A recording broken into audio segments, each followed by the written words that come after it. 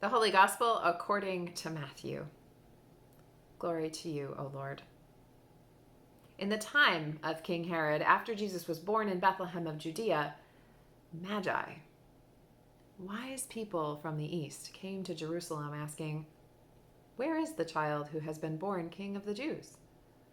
For we observed his star at its rising and have come to pay him homage." When King Herod heard this, he was frightened, and all Jerusalem with him. And calling together all the chief priests and scribes of the people, he inquired of them where the Messiah was to be born.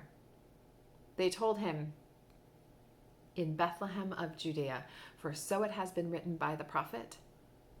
And you, Bethlehem, in the land of Judah, are by no means least among the rulers of Judah, for from you shall come a ruler who is to shepherd my people Israel."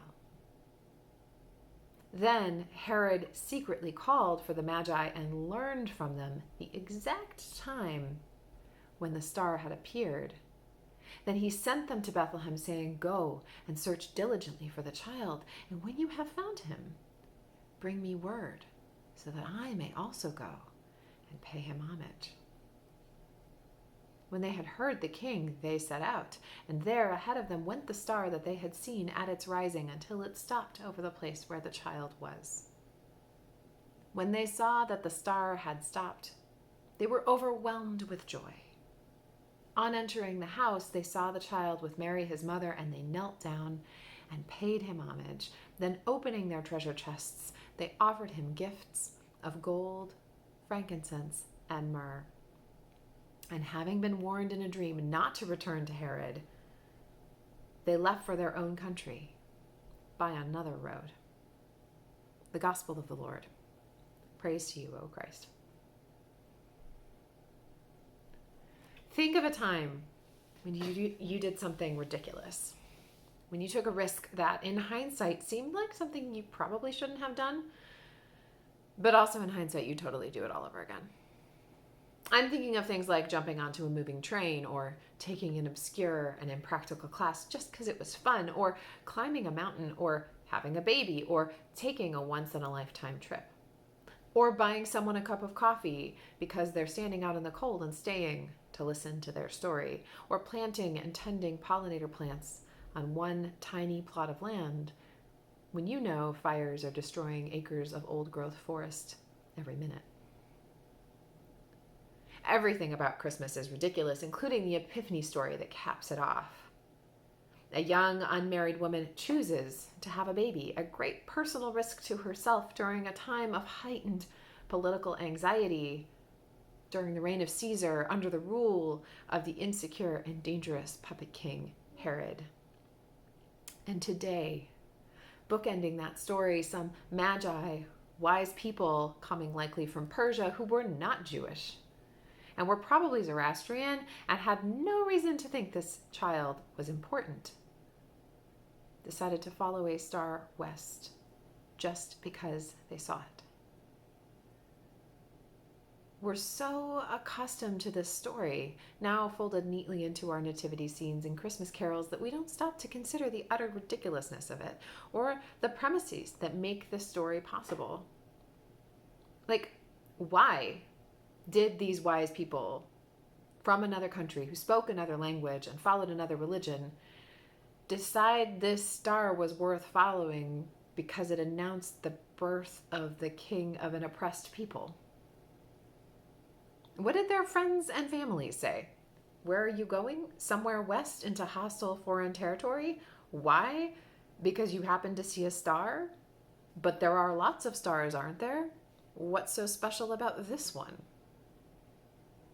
Their friends probably shook their heads in disbelief as they watched the Magi pack for their journey. These Magi were putting their lives at risk, trusting in a star to guide their way for hundreds of miles through the wilderness.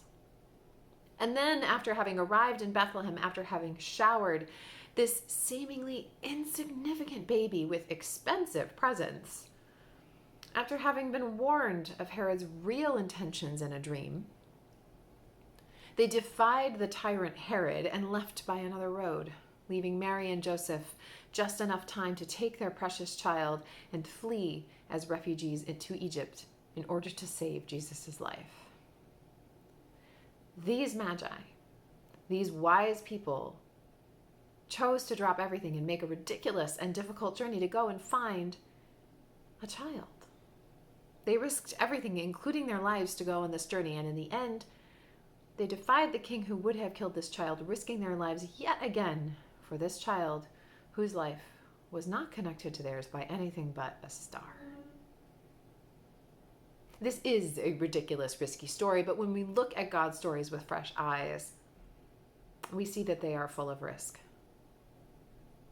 God doesn't tend to play it safe. God never chooses the expected people to point the way. God chose to become embodied in a lowly carpenter from a Jewish town in the backcountry of an empire who spoke out about the excesses of power. God didn't choose to become a prince.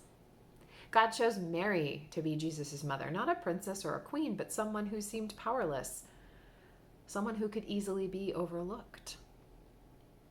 God chose Persian Magi to show us what the journey to Jesus looks like, not scribes or Pharisees. God's stories are full of uncertainty and risk and even ridiculousness.